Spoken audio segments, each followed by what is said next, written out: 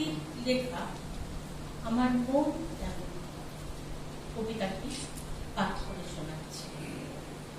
আজ শ্রাবণের 22তম মেঘনা দিনে তোমার কথা পড়ল মনে।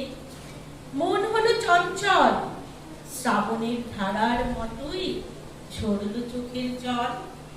খিল দিয়েছে সূর্য ভরে, মেঘলা আকাশ দুমড়ে পড়ে।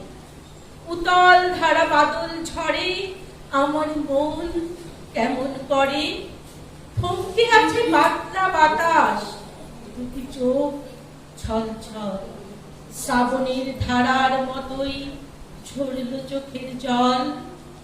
রৌদ্রে লেখা বৈশাখে দিলে চির নূতনের ডাক।